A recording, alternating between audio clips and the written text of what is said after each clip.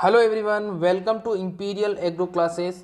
Imperial Agro classes के online digital platform पर मैं सुनील प्रजापति एक बार फिर से आप सभी का हार्दिक स्वागत करता हूं। दोस्तों, यहां पर प्रयोगशाला सहायक भर्ती 2022 के बारे में बहुत सारे बच्चों ने कमेंट किया और बहुत सारे बच्चे कन्फ्यूज़न में हैं। इसीलिए मैं ये संपूर्ण वीडियो आपके लिए लेके आया हूँ। इसके अंदर मैं आपको संपूर्ण जानकारी देने वाला हूँ, बिल्कुल ऑथेंटिक जानकारी दूंगा, रियल न्यूज़ दूंगा आपको। इसलिए प्लीज़ वीडियो को पूरा देखिएगा, ठीक है। तो चलिए शुरू करते हैं। शुरू करने से पहले एक छोटी सी रिक्वेस्ट है, प्लीज़ वीडियो को लाइक कर दीजिए और चैनल को सब्सक्राइब कर दीजिए, क्योंकि मैं इसी प्रकार के इंपॉर्टेंट वीडियोस आपके लिए बनाता रहता हूं और आपको नॉलेज देता रहता हूं। तो चलिए शुरू करते हैं। अब अपन इस वीडियो में इस जो नई भर्ती है इसके बारे में स्टेप बाय स्टेप जानेंगे और बिल्कुल जो एग्रीकल्चर के स्टूडेंट हैं उनका पूरा का पूरा डाउट जो है वो मैं क्लियर करने वाला हूँ। सबसे पहले हम बात करते हैं, ये जो भर्ती है ये भर्ती RSM SSB के द्वारा निकाली गई है और इसका जो नोटिफिकेशन है वो 16/3/2022 को रिलीज़ हुआ है। यहाँ पर आपको दिखाई दे रहा होगा 1 से लेकर 7 तक अलग अलग जो विभाग यहाँ पर दिए गए हैं, उन अलग अलग विभागों में वैकेंसी निकली है। अब बहुत सारे विद्यार्थी और बहुत सारे यूट्यूब चैनल हैं, उनका कहना यह है कि ये जो कृषि विभाग के ये जो यहाँ पर 15 पद दिए गए हैं इसमें सिर्फ और सिर्फ एग्रीकल्चर के स्टूडेंट ही जाएंगे। तो ऐसा बिल्कुल कुछ भी नहीं है। ये जो 15 पद हैं, इन 15 पदों को भरने के लिए जितने भी आपके लेब असिस्टेंट सेलेक्ट होंगे उनमें से जो 15 पद हैं वो उन्हीं के द्वारा भरे जाएंगे। इसमें कोई भी जा सकता है। यहाँ पर एग्रीकल्चर के लिए स्पेशल कोई भी कोटा नहीं है, तो इस चीज़ का आपको ध्यान होना चाहिए। अब यहाँ पर मैं कुल पदों की बात करूँ तो कुल पद आपके 1012 हैं, यानी कि कुल पद जो है 1012 यहाँ पर दिए गए हैं और इसके अलावा कुछ पद और हैं और अलग अलग विभाग हैं, जिसके अंदर माध्यमिक शिक्षा विभाग है, फिर कृषि विभाग है, फिर उसके बाद में कॉलेज शिक्षा आयुक्तालय है, फिर राज्य विधि विज्ञान है, फिर उसके बाद में आपका राज्य विधि विज्ञान अलग है, फिर इसके अलावा आपका कॉलेज शिक्षा आयुक्तालय और कॉलेज शिक्षा आयुक्तालय, ये यहाँ पर अलग अलग आपके जो हैं पद दिए गए हैं, ठीक है। इनमें यहाँ पर अलग से डिपार्टमेंट लिखा गया है, जैसे ये भूगोल का है और ये आपका गृह विज्ञान का है। तो बिल्कुल आपको स्टेप बाय स्टेप सारी जानकारी मैं देने वाला हूँ, तो आप बने रहिएगा इस लाइव सेशन में मेरे साथ। अब यहाँ पर आगे अपन बात करते हैं, पद तो हो गए लेकिन अभी योग्यता के बारे में हम डिस्कस करते हैं।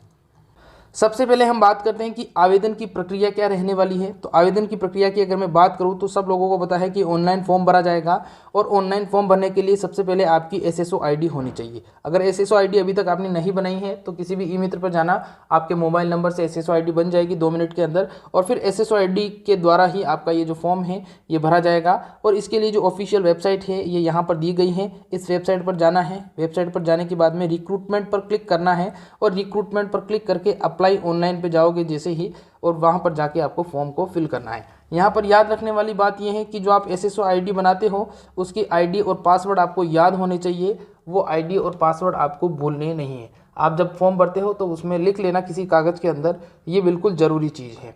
आगे अपन बात करते हैं आवेदन शुल्क क्या लगेगा। तो आवेदन शुल्क या आवेदन व परीक्षा शुल्क की अगर मैं बात करूं तो यहाँ पर अलग अलग कैटेगरी दी गई है और उस अलग अलग कैटेगरी के हिसाब से आपका आवेदन शुल्क लगेगा। यहाँ पर अगर मैं बात करूं सामान्य वर्ग व क्रीमी लेयर श्रेणी के अन्य पिछड़ा वर्ग और अति पिछड़ा वर्ग आवेदकों हेतु तो उनके 450 रुपये लगने वाले हैं। फिर नॉन क्रीमी लेयर और अति पिछड़ा वर्ग और आर्थिक रूप से कमज़ोर जो हैं उनके लिए 350 रुपये लगने वाले हैं। यानी कि ये ऊपर जो दे रखा है ये जनरल और OBC के 450 रुपये लगेंगे और फिर उसके बाद में EWS और जो दूसरी कैटेगरी है उनके 350 रुपये लगेंगे। फिर उसके बाद में SC ST जो हैं उनके 250 रुपये और जो अदर कैटेगरीज हैं उनके लिए भी 250 रुपये यहाँ पर फीस के लगने वाले हैं। अब यहाँ पर वेतनमान की बात कर लेते हैं, यानी कि जब आप सेलेक्ट हो जाओगे तो आपको धन यानी कि पैसा कितना मिलेगा। तो यहाँ पर अगर मैं बात करूँ तो 2 लेवल हैं यहाँ पर। एक तो है प्रयोगशाला सहायक, तो प्रयोगशाला सहायक जो है उसका पे मैट्रिक लेवल 8 है और एक है कनिष्ठ प्रयोगशाला सहायक। तो कनिष्ठ प्रयोगशाला सहायक थोड़ा छोटा होता है और इसकी जो मैट्रिक लेवल है वो मैट्रिक लेवल 5 है, ठीक है। तो ये आप लोगों को पता होना चाहिए। ये तो हालांकि जॉब लगने के बाद की बात है, लेकिन थोड़ा सा जानकारी आपको होनी चाहिए। अब सबसे मेन इंपॉर्टेंट चीज़ जो है वो है आपकी योग्यता कि इसको कौन कौन भर सकता है। तो बहुत सारे विद्यार्थी इसमें कन्फ्यूजन में हैं, तो बिल्कुल सभी का डाउट मैं क्लियर कर दूंगा और जो एग्रीकल्चर के स्टूडेंट है उसका भी डाउट मैं यहाँ पर क्लियर कर दूंगा। सबसे पहले अपन बात करते हैं पद कोड 1। पद कोड 1 के अंदर क्या मांगा गया है कि माध्यमिक शिक्षा विभाग के प्रयोगशाला सहायक, ठीक है।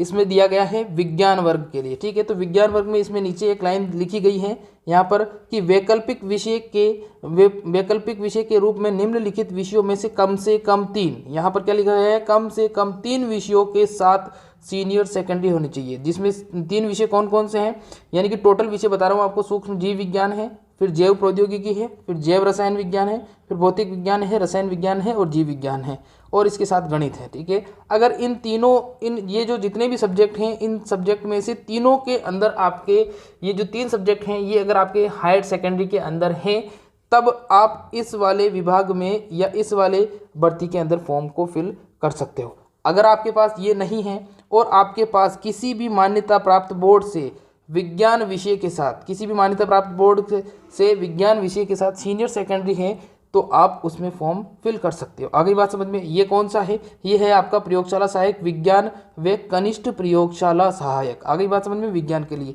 तो जो एग्रीकल्चर के स्टूडेंट हैं वो इसके लिए मान्य हैं, ये चीज़ ध्यान रखना आप लोगों को, ठीक है। एग्रीकल्चर के जो स्टूडेंट हैं वो इस पद कोड 2 से 5 के अंदर जितने भी पद दिए गए हैं, जो मैंने सबसे पहले आपको सारणी दिखाई थी, उस सारणी के अनुसार जितने भी पद जो है 2 से लेकर 5 तक, उन सभी के लिए एग्रीकल्चर के स्टूडेंट क्या है, पात्र हैं, ये आपको पता होना चाहिए। तो बिल्कुल घबराने की कोई ज़रूरत नहीं है, आपको फॉर्म को फिल करना है, तैयारी करनी है, अच्छा मौका है तो तैयारी करिए, फॉर्म को फिल भरिए, तैयारी करिए आराम से, आप इसके लिए बिल्कुल 100% पात्र हैं। फिर इसके बाद में पद कोड 6 है, तो पद कोड 6 जो है वो भूगोल वालों के लिए है, तो भूगोल का अपने से लेना देना नहीं है कोई।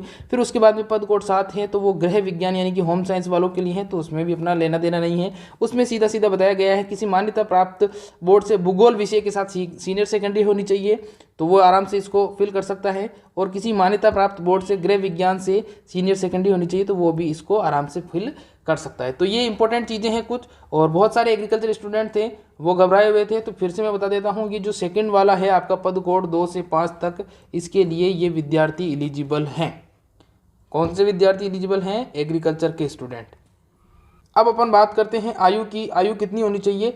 तो देखिए 1 जनवरी 2023 को 18 वर्ष की आयु प्राप्त कर चुका हो और 40 वर्ष की आयु का नहीं हुआ हो, यानी कि आपकी 1 जनवरी 2023 को 18 से 40 वर्ष की आयु के बीच में अगर आपकी आयु है, तो आप इस भर्ती के लिए बिल्कुल पात्र हो। अगर आपकी 18 वर्ष से कम रहती हैं, तब भी बच्चों आपको फॉर्म जरूर से भरना है, एग्ज़ाम दे के जरूर देखना है। और अगर आपकी 40 वर्ष से ज़्यादा हो जाती है, तो फिर मैं आपको नहीं कहूँगा कि आपको फॉर्म भरना है। अब आगे अपन बात करते हैं परीक्षा का माह व दिनांक। यहाँ पर आयु की बात नहीं हो रही, यहाँ पर बात हो रही है परीक्षा का माह व दिनांक, यानी कि किस महीने में परीक्षा होगी। तो यहाँ पर बोर्ड के द्वारा दिया गया है कि आपकी 28 और 29 जून 2022 को आपकी परीक्षा हो सकती है। ये संभावित हैं, जितने भी परीक्षा केंद्र आवंटित किए जाएंगे उन पर ये परीक्षा करवाई जाएगी, और ये संभावित हैं, तय नहीं है बिल्कुल कि 28 या 29 जून को आपकी हो ही जाएगी। अगर सब कुछ सही चलता है तो फिर तो आपकी 28 से 29 जून के बीच में आपकी परीक्षा हो सकती है। 28 और 29 जून को अगर कुछ कोरोना या कुछ ऐसी आपदा आ जाती है तो हो सकता है कि आपका एग्ज़ाम थोड़ा सा आगे पीछे चला जा सकता है। आगे बात करते हैं ऑनलाइन आवेदन में संशोधन की प्रक्रिया। तो यहाँ पर साफ साफ लिखा गया है, बोर्ड द्वारा ऑनलाइन आवेदन में संशोधन हेतु कोई भी ऑफलाइन प्रार्थना पत्र स्वीकार नहीं किया जाएगा।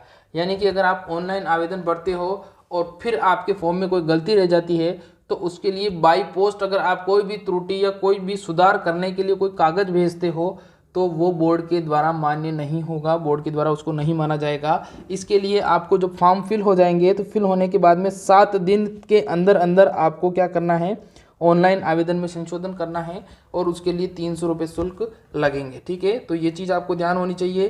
पहले तो फॉर्म को आपको गलत भरना ही नहीं है। अगर गलत भर भी देते हो बाई चांस, तो फॉर्म जब टोटल फॉर्म सबके फिल हो जाएंगे, डेट निकल जाएगी, तो फिर उसके बाद में बोर्ड के द्वारा वापस से फॉर्म को रीओपन किया जाएगा 7 दिनों के लिए, और उन 7 दिनों में आपको 300 रुपये का शुल्क जमा कराकर त्रुटि को सुधार करना है। अब आगे हम बात करते हैं कि प्रयोगशाला सहायक व कनिष्ठ प्रयोगशाला सहायक के पदों हेतु जो परीक्षा करवाई जा रही है, इसमें आपका जो पाठ्यक्रम है वो क्या रहने वाला। तो यहाँ पर अगर मैं पाठ्यक्रम की बात करूँ तो पाठ्यक्रम आपको www.rsmssbrajasthan.gov की वेबसाइट पर मिल जाएगा। हालांकि मैं टेलीग्राम चैनल पर भी डाल दूंगा, और अगर आप कमेंट करते हो तो अलग से इसके लिए एक वीडियो भी मैं बना दूंगा। हालांकि अगर इसमें मैं अभी ऐड करता तो सिलेबस लंबा चौड़ा होता है, तो ये वीडियो बहुत ज़्यादा लंबा हो जाता है, इसलिए मैंने इसको यहाँ पर ऐड नहीं किया है। आप अगर खुद भी डाउनलोड करना चाहते हो तो यहाँ पर देखिए ये वेबसाइट लिखी गई है, इस वेबसाइट पर जाकर आप आराम से जो PDF है उसको डाउनलोड कर लेना, या आप इंपीरियल एग्रो क्लासेस के नाम से टेलीग्राम पर चैनल मिलेगा, उसको ज्वाइन कर लीजिए। वहाँ पर मैं ये PDF जो सिलेबस का है वो डाल दूंगा, और अलग से एक वीडियो भी बना दूंगा ताकि आप लोगों के लिए सुविधा रहे। तो उम्मीद करता हूँ ये जानकारी और ये वीडियो आपको अच्छा लगा होगा। वीडियो अच्छा लगा हो तो प्लीज़ वीडियो को लाइक और चैनल को जरूर से सब्सक्राइब करिएगा, और आने वाले समय में मैं इसके लिए कुछ इंपॉर्टेंट क्वेश्चंस भी आपके लिए लेके आऊँगा। और आज के लिए बस इतना ही। Thank you.